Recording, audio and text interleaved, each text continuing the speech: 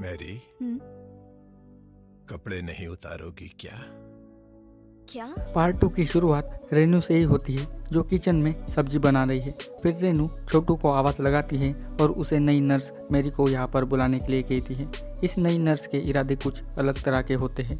ये एक हौसी टाइप की नर्स है जिसे खुद समीर लेकर आया है। फिर मैरी किचन में आती है। रेनू और मैरी दोनों मिलकर चाय पीने लगती है। चाय पीते पीते मैरी बाबूजी की सारी डिटेल्स उनसे पूछने लगती है, तो रेनू उनको क्या पसंद है और क्या नहीं ये सब कुछ उन्हें बता देती है। और रेनू ये भी कहती है कि उनको खाना अपने मुंह से चबा कर देना पड़ता है, जिसे सुनकर मैरी को खांसी आने लगती है।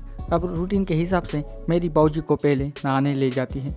उनके फ्रेश हो जाने के बाद मैरी उनको फिर से कमरे में लेकर आती है और खाने से पहले वाली दवाइयाँ उनको दे देती है। अब मैरी अपना वाला तेल निकालकर उनके हाथ पाँव की मालिश करने लगती है, जिससे बाबूजी का तोता खड़ा हो जाता है और वो मैरी के ही सपनों में खो जाते हैं। पर उनका ये सपना जल्दी टूट जाता है। फिर रात को रेनू उस दिन वाले छोटू के रोमांस को याद करने लगती है, जहाँ पर छोटू ने रेनू की जम के ठुकाई की और रेनू के पसीने छूट गए थे। रेनू यही बातें याद करके काफ़ी उत्तेजित होने लगती है। तभी वहाँ उसका पति समीर आकर उसकी तड़प को मिटाने की कोशिश करता है। रेनू के साथ वो काफ़ी देर तक रोमांस करता है, पर उसे ज़रा भी रेनू के साथ करते वक्त मज़ा नहीं आता, जिसके बाद वो उसे दूर होकर रोमांस करना बंद कर देता है, जिसके कारण रेनू के पलंग तोड़ वाले अरमान अधूरे ही रह जाते हैं। रेनू अपने पति पर बहुत ही ज़्यादा नाराज़ होकर सो जाती है। फिर आधी रात को समीर रेनू को सोता देख चुपचाप से उठकर मैरी के रूम में आता है। आकर वो अपनी पूरी भड़ास मैरी पर उतारने लगता है, यानी कि ये दोनों पहले से ही एक दूसरे से प्यार करते हैं और ये रोज़ाना पलंग तोड़ भी करते हैं।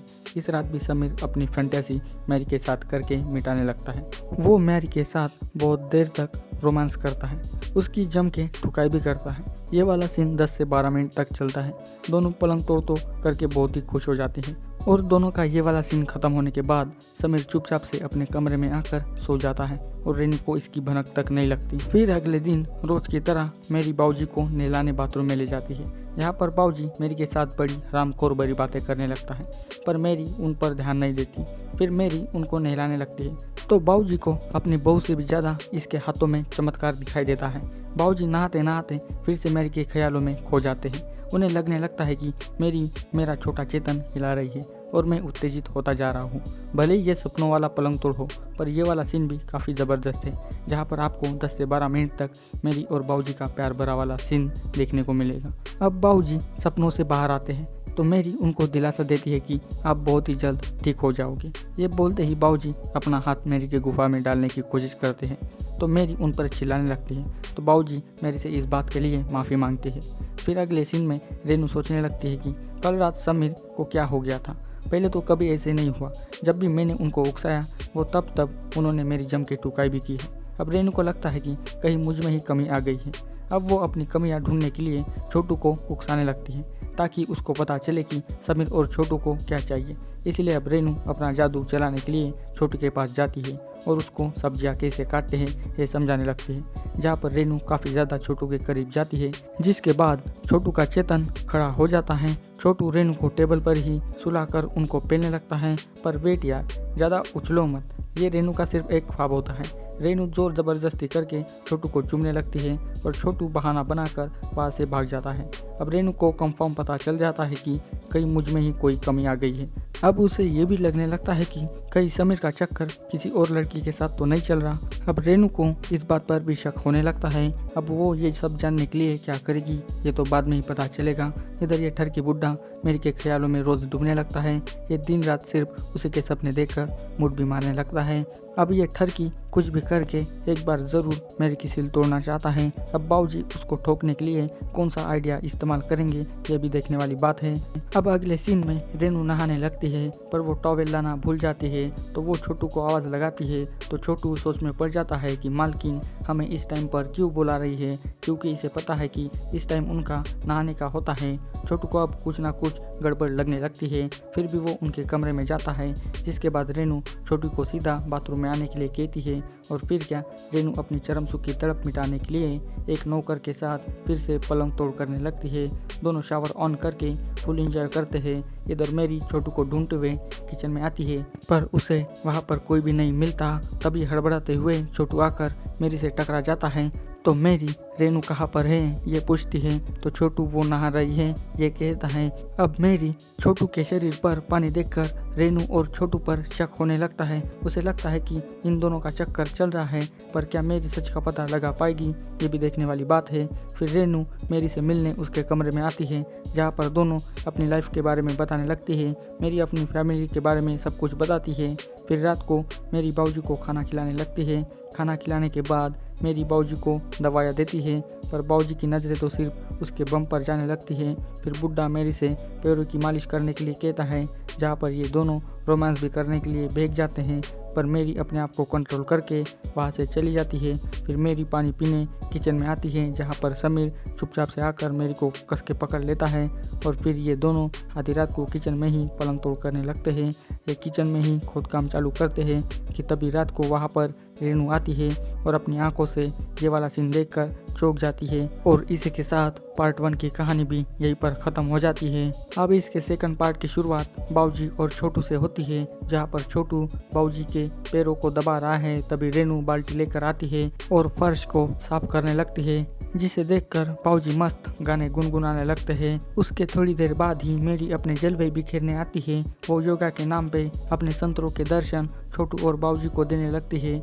रेनू मेरी की ऐसी हरकतें देखकर सब समझ जाती है। फिर रेनू छोटू को बहाना बनाकर कबाड़ खाने में बुलाती है, जहाँ पर रेनू अपनी गर्मी को उतारने के लिए फिर से छोटू के साथ गपागप करने लगती है। साले इस नौकर की तो अब निकल पड़ी, उसे बिना कुछ कहे फ्री में ठोकने का जो मौका मिल रहा है। रेनू अपनी दिन रात की चरम सुख प्राप्ति के लिए इसी 10 मिनट वाले सीन में पूरा कर देती है। छोटू की ठुकाई से तो रेनू के पूरे पसीने छूटने लगते हैं। इधर बाबूजी को फिर से लगता है कि मैं मैरी के साथ रोमांस कर रहा हूँ। ये फिर से मैरी के सपनों में ही खो जाते हैं और न जाने सपनों में बहुत कुछ कर देते हैं, पर यह सपना जल्दी टूट जाता है। फिर अगले सीन में मैरी बालकनी में आकर स्मोक करने लगती है। तभी छोटू वहाँ आता है और वो मन ही मन में सोचने लगता है कि भाभी जी को हाथ लगाने पर समीर भैया हमारे साथ कुछ भी कर सकते हैं, पर अगर मैंने इस मैरी को पटा लिया तो कोई कुछ भी नहीं कर सकता। इसी वजह से वो मैरी के पास जाकर उसके साथ मॉक करने लगता है। छोटू मैरी को उसकी बचकानी हरकतों के बारे में बताकर ब्लैकमेल करने लगता है। यहाँ पर आपको छोटू की फ्लैशबैक वाली कहानी देखने को मिलेगी। इसके हिसाब से मेरी बाबूजी के साथ मसाज करते करते उनके साथ चुमा चाटी करने लगती है। इसके बदले वो बाबूजी की कीमती घड़ी ले लेती है और उनको इसके बदले मेरी को ठोकने का मौका मिलता है।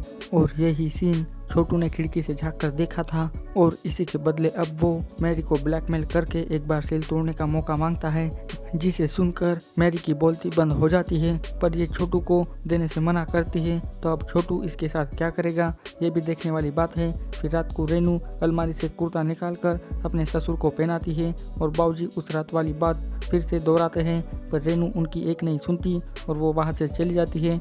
फिर कुछ दिनों बाद रेनू नहा कर आती है तो वो अपने पति के सामने अपनी हॉट अदाएं बिखरने लगती है, पर समीर उसको देखने का नाम ही नहीं लेता। फिर समीर अपने ऑफिस जाने के लिए निकलता है।